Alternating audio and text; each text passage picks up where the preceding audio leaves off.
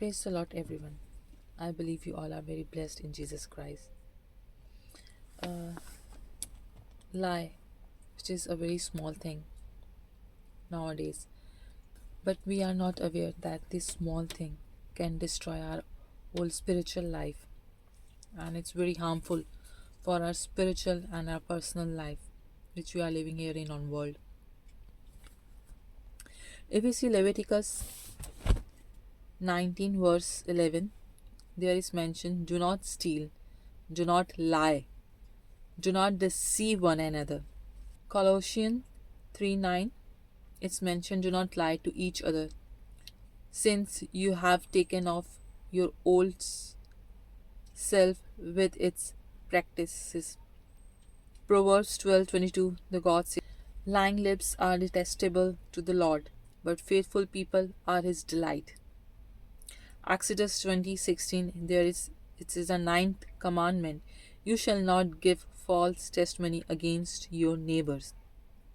So in this verses, what we have learned, that God very clearly mentioned that we shouldn't lie with each other and we shouldn't give a false statement, which is also a lie. But nowadays, the now generation, the now people, they think that lie is a very small thing and it's okay. Like while working in their offices, in their jobs, while with their friends, with their parents, it's a small lie to save themselves, to save their secrets. It's okay to say a lie. Or sometimes just generally, if someone is asking you something and we lie on their face, yeah, there is a possibility that there are some situations which you don't want to share with someone. It's okay, but rather doing a lie, you can give a straight statement to them and telling them that you don't want to share this information with them. That is fine, but don't lie with them, because that God hates them. If we see the character of a God, what is the character of a God? In Titus 1 2, it's mentioned, scripture explicitly states that God cannot lie. Jesus identifies himself as the way, the truth, and the life. In John 14:6, it's clearly mentioned that God is the truth, Jesus is the truth and the life. So God himself, his character is that he cannot lie.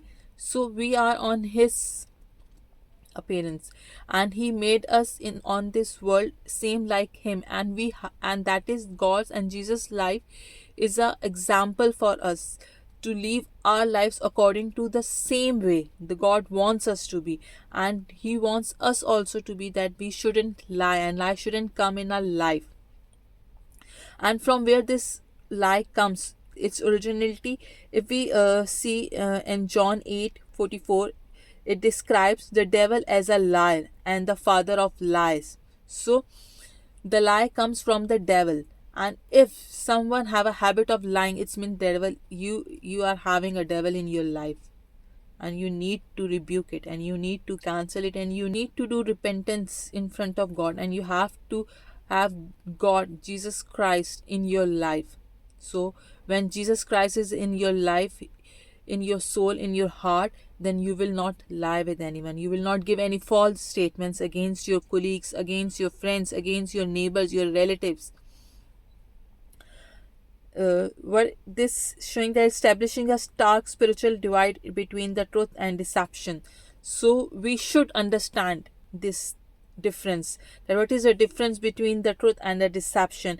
If you are keep lying, what it will do, it will harm other people's. Because of your small lie, it can harm the whole community, it can damage the whole community. So you should understand that thing. If we see the Ephesians 4:25 verse, therefore each of you must put off falsehood and speak truthfully to your neighbors, for we are all members of one body, and that body is the God's body, Jesus Christ's body. We are the members of that body, and we are the parts of that body. We individually, like in a community, in a church, in one place. So we in Christian, in Christ, we are one body, and we shouldn't lie with each other, and we shouldn't do a false statement, and then we shouldn't cheat each other, because that God doesn't like. If we see Proverbs 6 verse 16 till 19, it's this passage lists 7 things that are detestable to God, explicitly including a lying tongue and a false witness who pours out lies. A false witness who pours out the lies, God doesn't like it. God clearly mentioned that He doesn't like it. We see Psalm 1017. It's showing, no one who practices deceit will dwell in my house. No one who speaks falsely will stand in my presence. God's clearly mentioned the persons who will lie will not stand in my presence. Means if you lie, and lie is in your life and is the part of your life, whether it's a small or it's a big, because we have, like in the Bible, we know, like the small yeast can spoil whole fresh grounded flow.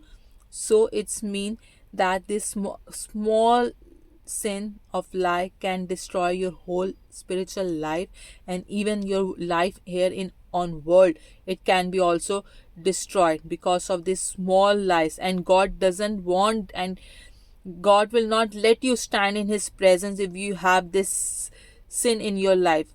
If you are a habitual of lying, God will not let you allow to go into His place, into His house. He will not allow. It's clearly mentioned in the Bible. We all should understand. If we see Revelation 21 verse 8, there is a list, and in that list is lie is also over there mentioned. It's mentioned the people who will lie, God will not let them allow to go into the holy place, and they will stay outside of that holy place, means that heaven that God has created. If we have a very good example out of the 12 disciples of Jesus Christ. There is a one disciple, Judas, who have a habit of lying, because he have his own greed of money, and because of that greed he lie with his all friends, his all companions, with other disciples who are among with him. And even though he did lie with Jesus also, and what he did at the end, what we found, that small sin keep increasing in him, and that brings a bigger sin in which he give a false statements to their high priest of that time. And just because of his greed and the lie, he took that money and he hand over the Jesus Christ to that government at that time, to that high priest of that time. So that comes because of his that small sin.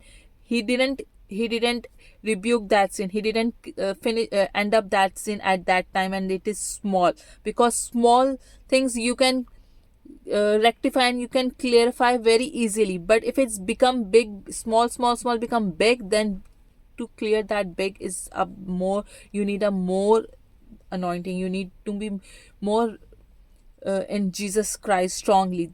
So better if you have a small habit of this sins, make it rebuke and make it cancel at the same time. Otherwise, what will be the ending of Judas at the end? After handing over the Jesus Christ to the high priest, he suicide. So he end up his life. It's a disaster. It's like his whole life has been gone.